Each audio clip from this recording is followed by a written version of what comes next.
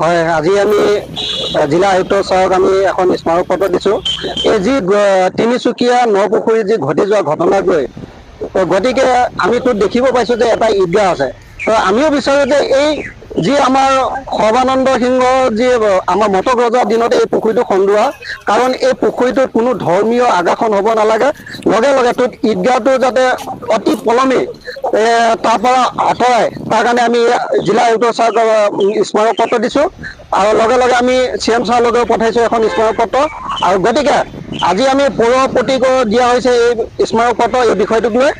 আৰু আমাৰ আশা আছে যে তিনিচুকীয়া প্ৰশাসন বা আমাৰ যি অসম চৰকাৰৰ প্ৰতি আমাৰ যি আস্থা আছে বা বিশ্বাস আছে, এই ঈদগাহটো যাতে তেওঁলোকে সোনকালে পদক্ষেপ লৈ যাতে আঁতৰাই।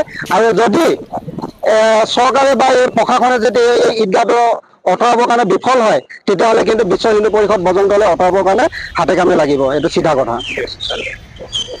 যি আমি সকলোৱে গম পাওঁ, এইকেইদিন ধৰি এতিয়া ছট পূজাক লৈ এটা বিতৰ্কৰ সৃষ্টি হৈছে। নপুখুৰীত যি আমাৰ সৰ্বানন্দ সিংহ যি ৰজা আছিলে, তেওঁ এটা পুখুৰী খন্দুৱাইছিলে। এই পুখুৰীত বহুত বছৰ ধৰি পূজা পাতল চলি আছিলে, কিন্তু এই পূজাৰ তাত হ'ব নালাগে, এইটো তাত পূজাৰ সকলোৱে বিৰোধিতা কৰিছে। তাত আমাৰ ক'বলগীয়া একো নাই, কিন্তু তাত যি এটা ঈদগাহ বহুত দিনৰ পৰা পাৰ্মানেণ্টলি বনাই থৈছে, তাত পূজা কৰিবৰ কাৰণে কোনো পাৰ্মানেণ্টলি স্থান নাই।